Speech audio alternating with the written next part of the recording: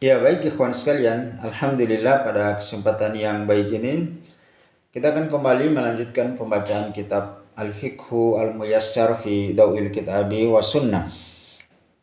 Kita sudah masuk pada Al-Masalah Tsamina, permasalahan yang ke-8, yaitu Dafnul Mayit, yaitu menguburkan jenazah, wa Sifatul Qabri, dan sifat kuburan, wa ma yusannu fihi, dan perkara-perkara yang disunahkan terkait dengan kedua hal ini.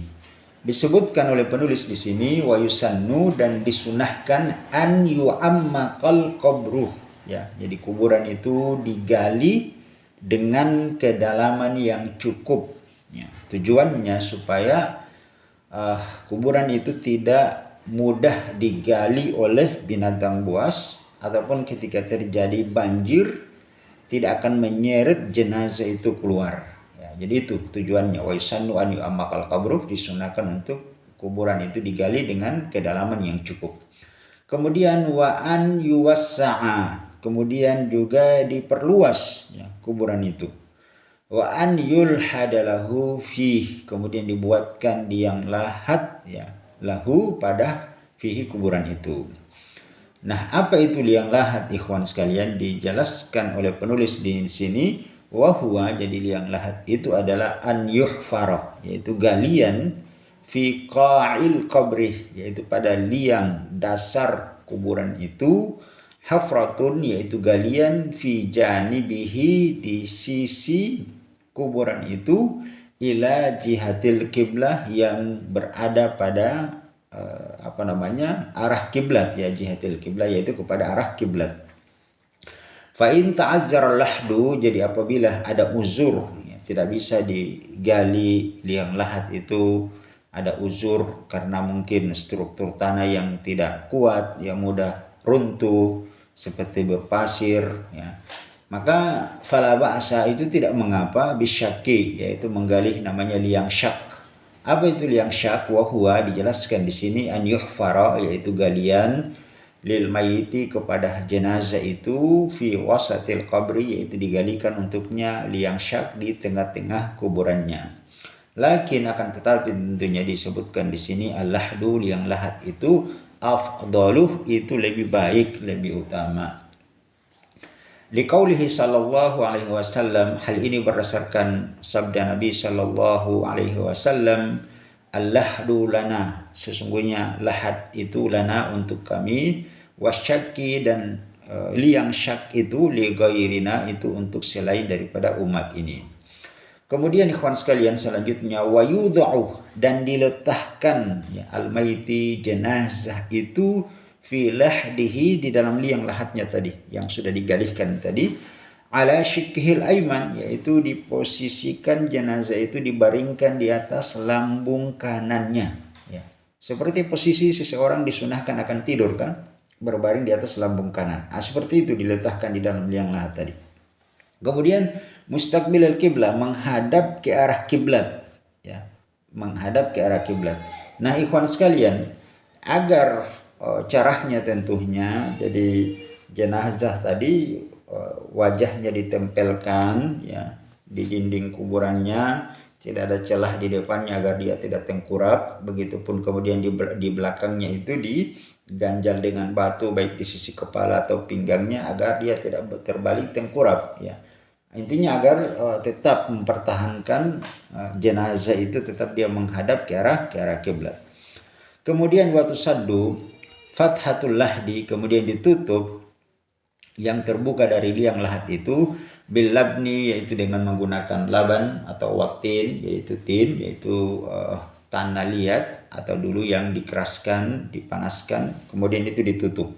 Nah, kalau kita sekarang prakteknya itu bisa menggunakan papan, ya, bisa menggunakan papan, jadi liang lahat itu ditutup rapat dengan menggunakan papan agar tidak mudah masuk ular dan yang semisalnya, ya. Kemudian summa yuhalu alaihi turab, baru setelah itu, ya, yuhalu, ditutup, alaihi turab, dengan tanah, ya, timbunan tadi, galian tanah, galian kuburan itu ditimbun kembali, ditutup kembali untuk kuburan tersebut. Kemudian wa yurfa'ul qabru, dan kuburan itu diangkat anil ardi dari permukaan bumi qadara shibrin, ya tingginya kurang lebih itu 1 jengkal, ya. Musannaman dan bentuknya seperti punuk onta, ya, punuk onta. Ayun maksudnya ala aihati sinam, yaitu seperti punggung onta, ya, punuk onta. Ay ala hayati sinam, seperti punggung onta. Li subuti dzalika, ini berdasarkan hal yang telah tetap hal itu, fi sifati, terkait dengan sifat tata cara kubrin Nabi sallallahu alaihi wasallam, yaitu kuburan Nabi sallallahu alaihi wasallam, wa sahibaihi, begitupun kuburan 2 sahabatnya, yaitu Abu Bakar As-Siddiq dan Umar bin Khattab radhiyallahu taala anhum. Semuanya seperti itu. Apa tujuannya? Liu'lama, itu agar diketahui, annahu qabrun, bahwa itu adalah kuburan, ya, bukan permukaan tanah biasa. Kemudian fala yuhanu, dan juga tujuannya agar tidak dihinakan, orang tidak berjalan di atasnya, tidak menginjak di atasnya, tidak duduk di atasnya, tidak kencing di atasnya, tidak buang air di atasnya. Tentunya itu, ya. Jadi supaya diketahui, liu'lama annahu qabrun, diketahui bahwa itu adalah kuburan, fala yuhanu, sehingga tidak dihinakan. Kemudian wala ba'sa, dan tidak mengapa, biwad'i ahjarin, meletakkan batu, au ghairiha, atau yang semisalnya, ala atrafihi, di sisi, ya, di sisi daripada kuburan itu, libayani hududihi, untuk diketahui batas-batas dari kuburan tersebut, wa ma'rifatihi, dan agar diketahui bahwa itu adalah kuburan fulan bin fulan, ini batasnya, ya, dengan yang lainnya. Kemudian wa yuhramul bina'u, diharamkan membangun bangunan di atas kuburan, ya, dibuatkan atap, dibuat semegah mungkin, seperti seakan-akan dia memiliki seperti rumah, seperti bangunan pada umumnya.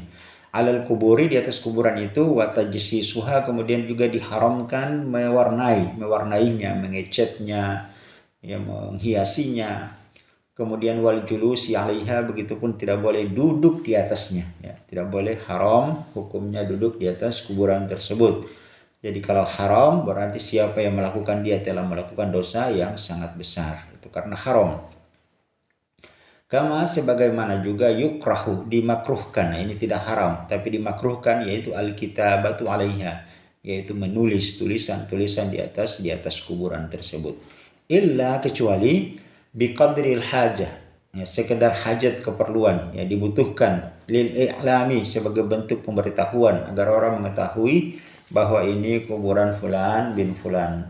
Apalagi kalau misalnya di sebuah pemakaman model kuburannya sama, nisannya sama, sehingga sulit untuk membedakan mana kuburan ayahnya, mana kuburan saudaranya, mana kuburan anaknya, maka ini namanya qadrul hajah, diperlukan. Maka boleh memberikan tulisan dengan memberikan nama kepada kuburan orang tersebut. Ya, itu, ya. Lil i'lami, untuk pemberitahuan.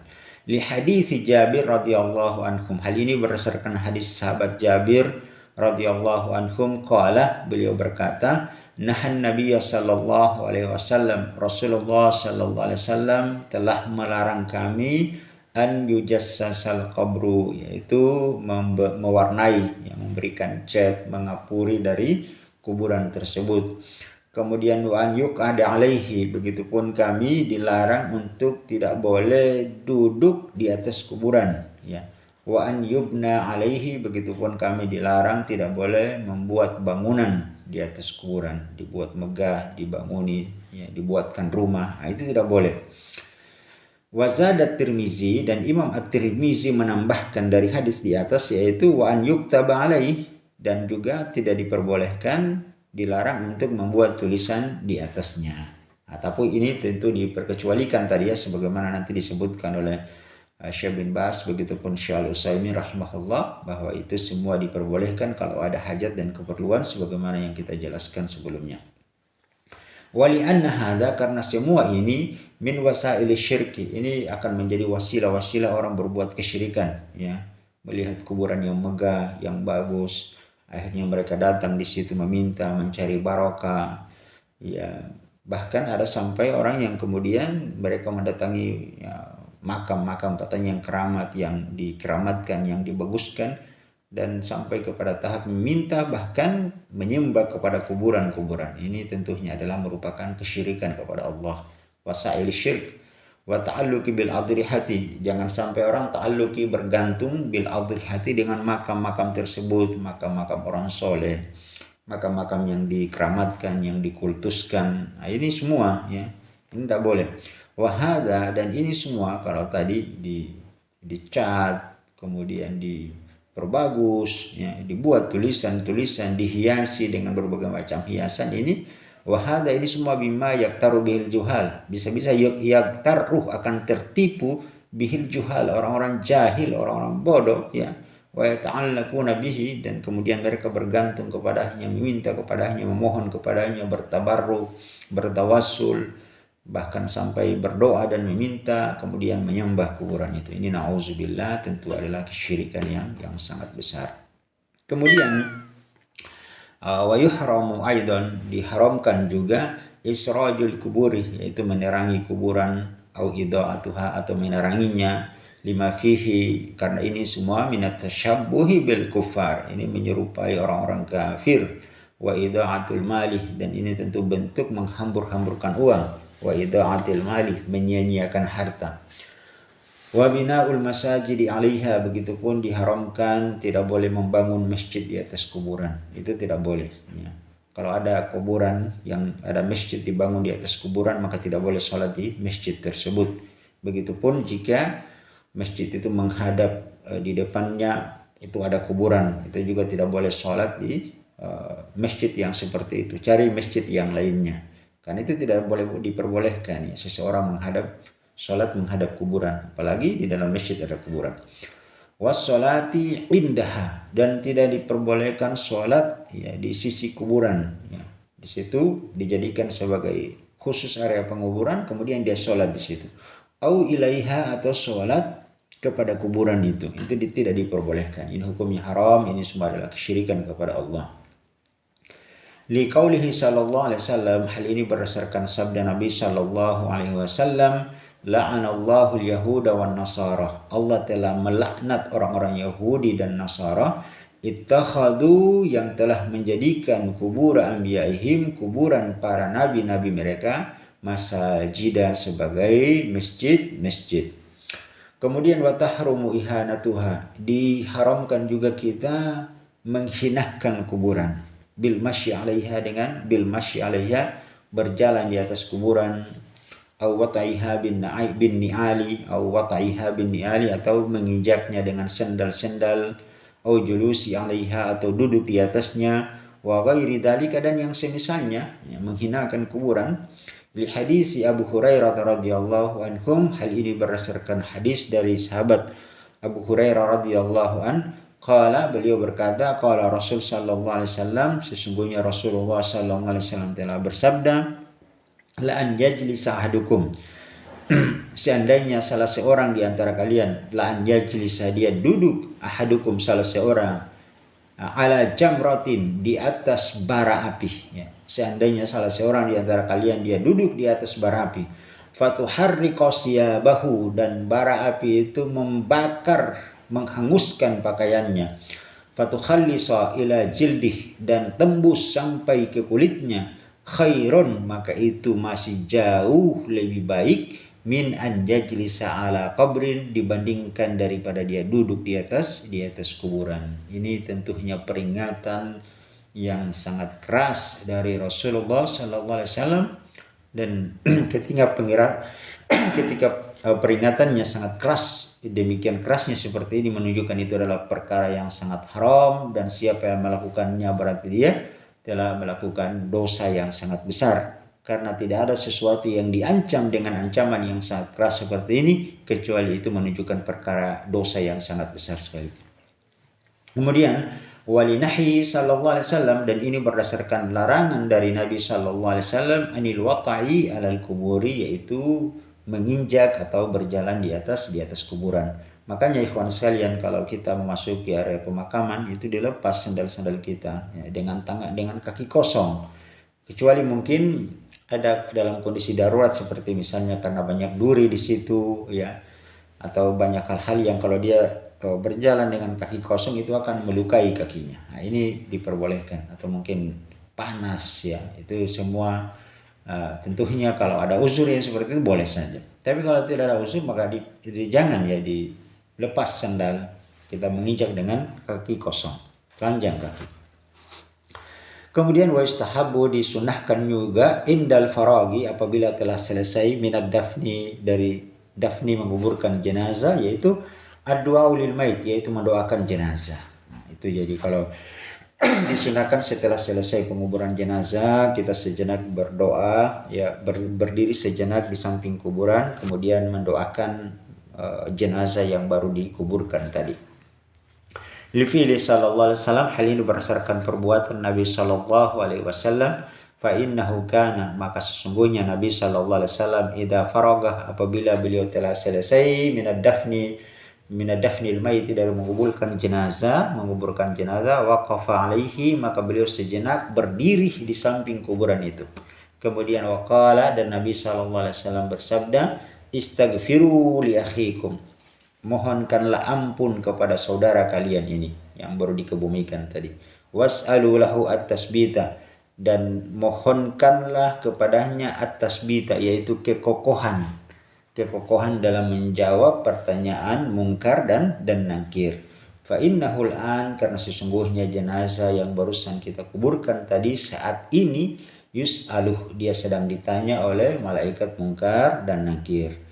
Maka kita mendoakan dia agar diampuni dosanya, diberikan kekokohan, kelancaran, kemudahan dalam menjawab pertanyaan malaikat mungkar dan nakir. Kemudian wa ammal qiraatul Fatihah, adapun membaca surah Al-Fatihah, atau syai'in minal Qur'an, atau sesuatu dari Al-Qur'an, indal qabri, di sisi kuburan, fa innahu, maka semua itu adalah bid'atun munkarah, itu adalah bid'ah yang sangat munkar. Li'annahu, karena itu lam yaf'alun Nabi sallallahu alaihi wasallam, itu semua lam yaf'aluhun Nabi sallallahu alaihi wasallam, Rasulullah tidak pernah melakukan hal-hal yang seperti itu. Wala sahabatihil kiram, begitupun para sahabatnya yang mulia. Wa qad qala sallallahu alaihi wasallam, dan sungguh Nabi sallallahu alaihi wasallam telah bersabda, man amila amalan, siapa yang melakukan satu amalan, laisa alaihi amruna, yang tidak ada tuntunannya dari kami, tidak pernah kami perintahkan, tidak pernah kami contohkan, fahuwa raddun, maka amalan perbuatan itu tertolak, ya, tidak diterima oleh Allah Subhanahu wa taala.